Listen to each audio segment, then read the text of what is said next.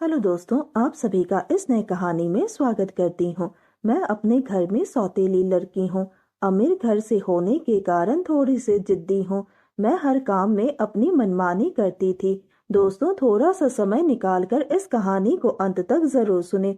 दोस्तों, आप लोग चैनल को सब्सक्राइब करना भूल जाते हैं। दोस्तों, आप सबसे रिक्वेस्ट है कि चैनल को एक सब्सक्राइब करें और वीडियो को एक लाइक करें। दोस्तों, आप लोगों की एक लाइक और सब्सक्राइब से बहुत ही मोटिवेशन मिलती है कि हम ऐसे ही कहानियां आप सबके समक्ष प्रस्तुत कर पाएं। दोस्तों, हम बहुत ही मेहनत से कहानी लिखते हैं। आशा करती हूं कि यह कहानी आप सबको पसंद आएगी। चलिए अब कहानी में आगे बढ़ते हैं और आपको यह कहानी सुनाते हैं। मेरी मम्मी की नई नई शादी हुई थी। जी हाँ, सही सुना आपने। पिछले साल मेरे पापा एक रोड एक्सीडेंट में गुजर गए। मेरे पापा के जाने के कुछ ही महीनों बाद मेरी मम्मी ने अपने एक कॉलेज के टाइम के दोस्त से शादी की थी, जो प्रोफेशन से एक डॉक्टर है। खैर, जो लोग मुझे पहले से नहीं जानते हैं, मैं उनको बता दूं, मेरा नाम दीपिका है। उन दिनों मैं जवान होती एक कच्ची उम्र की चंचल लड़की थी, एक जवान और खूबसूरत लड़की। मेरा रंग गोरा है। हमारे कॉलोनी के लड़के मेरे ऊपर फिदा थे। वह मेरे ऊपर कमेंट पास करते थे। मैं पलट कर देखती, कोई जवाब नहीं देते, सिर्फ मुस्कुरा देती, जिससे उनकी हिम्मत और बढ़ जाती थी। जब मैं स्कूटी चलाकर कोचिंग के लिए निकलती थी तो कई लड़के बाइक से मेरे पीछे पीछे आते थे। उनमें से एक लड़का जो मेरे स्कूल का था, अमित, मुझे बहुत पसंद था। मैं धीरे धीरे उसके साथ बात करने लगी थी और हम दोनों अच्छे दोस्त भी बन गए थे। हम दोनों अक्सर पार्क में मिलते रहते हैं, वह भी घर वालों से चुप चुप कर। हम दोनों एक दूसरे को पसंद करने लगे थे। एक दिन मौका मिलते ही अमित ने मुझे प्रपोज कर दिया। पहले तो मैंने ना नुकुर किया, लेकिन बाद में मैंने अमित के प्रपोजल को एक्सेप्ट कर लिया और उसे हाँ कर दी। हम दोनों एक ही क्लास में पढ़ते हैं। मैं और अमित जब भी बाहर मिलते थे, हम दोनों चुप चुप कर ही मिलते थे। मैंने अमित को कहा, अमित, मुझे तुमसे बाहर मिलने में बहुत ही डर लगता है। तब अमित ने पूछा, क्यों, क्या हुआ दीपिका? तब मैंने अमित से कहा कि हम दोनों के घर वालों को तो इसके बारे में कुछ भी नहीं पता है। अगर पता चल जाए तो क्या होगा। एक दिन घर पर कोई नहीं था और मैंने अमित को अपने घर बुला लिया। हम दोनों एक दूसरे से प्यार भरी बातें कर रहे थे। तभी दरवाजा खोलकर किसी के दबे पांव अंदर आने की आवाज हुई। इससे पहले कि हम दोनों अपने आप को संभालते, मम्मी ने घर में घुसते ही हम दोनों को देख लिया। मैं मम्मी को देखकर हक्का बक्का रह गई। मम्मी ने अमित को बहुत बुरा भला कहा और मम्मी ने उसको थप्पड़ भी लगा दिए। शाम को बात मेरे सौतेले पापा तक पहुंच गई। उन्होंने अभी बच्ची है कहकर मुझे सीने से लगा लिया। इस घटना के बाद अमित अचानक कहीं चला गया, फिर नहीं आया। मम्मी की वजह से मैंने अपने बॉयफ्रेंड को खो दिया था, लेकिन अमित की मोहब्बत ने मेरे दिल पर ऐसी जगह बना दी कि मैं उसके बगैर रह ही नहीं पा रही थी। मेरे पापा की मौत के बाद मेरा घर में रहना मेरी मम्मी को पसंद नहीं था। बात बात पर मेरी उनसे लड़ाई होती थी। शायद मैं उनकी नई नई शादीशुदा जिंदगी में कबाब में हड्डी की तरह हो गई थी। मम्मी और पापा का कमरा ऊपर था, नीचे सिर्फ एक कमरा और बैठक था। मैं बैठक में ही सोती थी। मेरे सौतेले पापा की नज़र तो मेरे ऊपर ही रहती थी। वह जवान ही थे और कभी कभी मुझे घूर घूर कर अजीब नज़रों से भी देखते थे।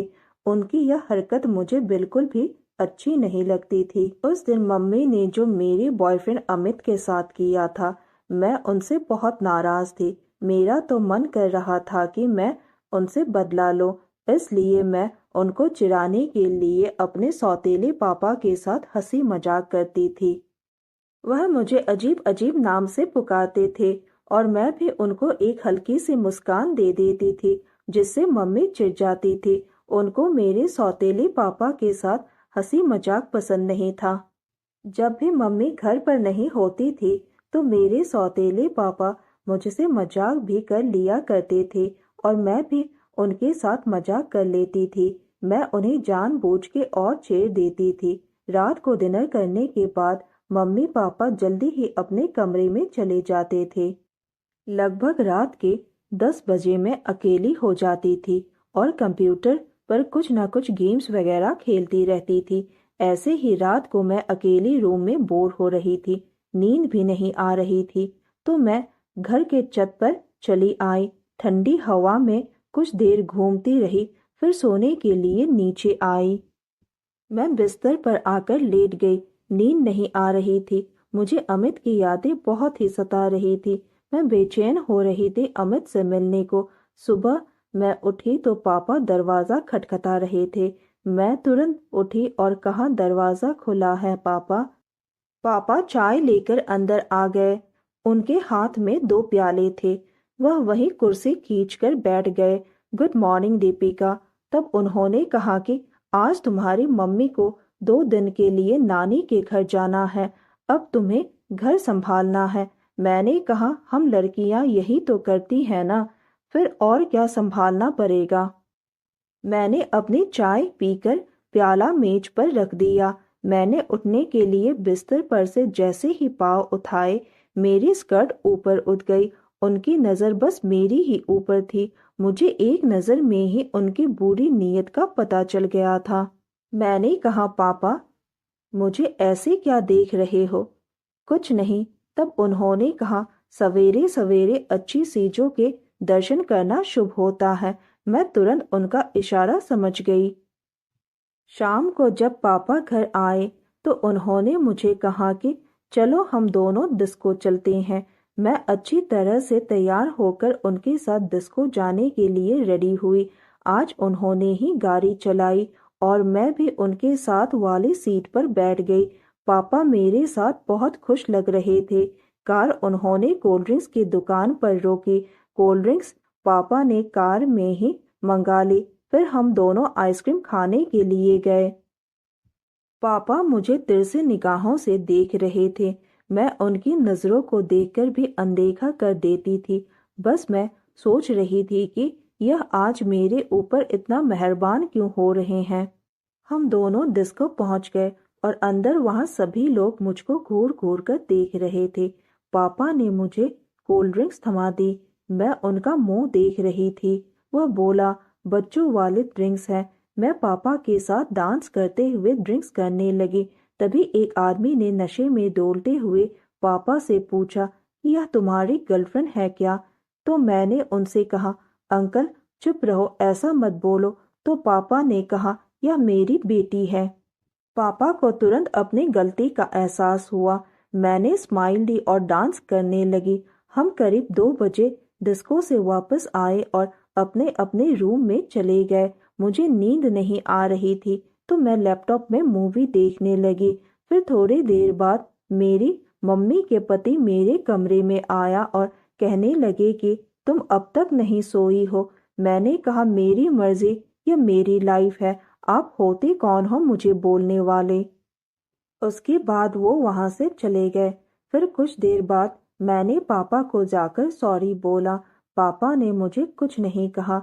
कुछ देर ऐसे ही चुपचाप खड़े रहने के बाद मैंने पापा से कहा, पापा प्लीज आप मम्मी से कुछ मत बोलना, वरना मम्मी मुझे ही सुनाएगी। पापा ने मुझे देखा और बोले, तू टेंशन मत ले, मैं किसी को कुछ नहीं बताऊंगा।